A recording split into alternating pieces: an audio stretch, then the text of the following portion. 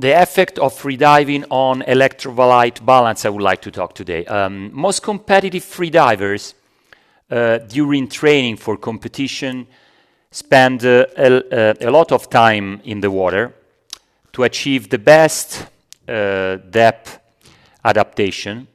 They are training for the procedure, for example, of mouth feel or other equalization techniques.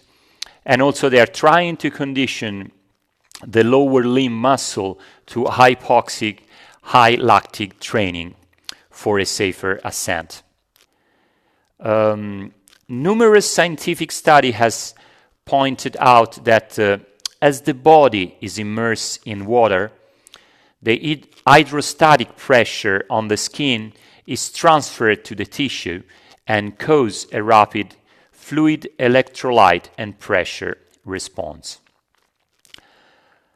This pressure on tissue is proportional to the depth.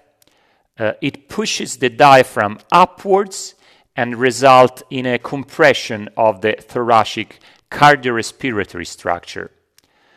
The heart size is increased about 30% within even 6 seconds of immersion. The volume of fluid shifting is approximately 500 milliliter, part in the heart and in the right atrial, especially, and in the pulmonary and consequently in the pulmonary arterial, the pressure increase. All the vascular resistance peripherically decreases by approximately 30%. So there is a very big change.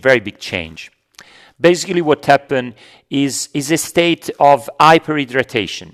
And suddenly, the primary stimulus is diuresis. It appears because it's caused by a redistribution of blood in the different part of the body.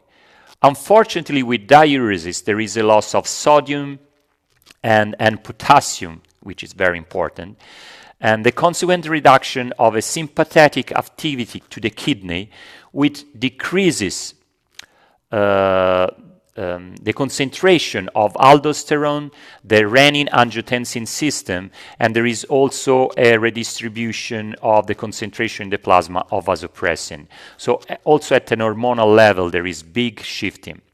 The hypothesis is that with the loss of potassium due to diuresis, there is also a synergistic loss of hydrogen ion, which trigger carbonate reabsorption, which basically start to induce a systemic alkalosis in the blood. Actually, maybe the opposite things that we always thought could happen. This alkalinization might be emphasized by higher partial CO2 pressure during diving, which might shift the dissociation curve of hemoglobin binding oxygen to the left, making tissue even more hypoxic during diving, during training. Another consequences of alkalosis is the loss of ionization of free magnesium and calcium, which bind to proteins, which can induce muscle contraction abnormalities, maybe in the heart, we don't know. Hypokalemia causes a ion shifting of hydrogen in the cell, enhancing the alkalinization of the blood condition, especially in the extracellular fluid. The possibility that a lot of divers use too much water, so basically they start training in a hypervolemic state, can enhance this reflex, which if not balanced by the right amount of electrolytes during hour spent in the water, might induce, for example, higher dehydration, hypotension, hyperexcitability of muscle at the neuromuscular junction to reduce calcium ionization, as we've seen, insomnia due to the magnesium reduction, arrhythmia and loss of muscle performance due to hypokalemia. longer recovery time for electrolyte imbalance, and maybe aldosterone resistant due to volemic shift for a long period of time. These are all hypotheses which might be interesting to test on a long-term basis.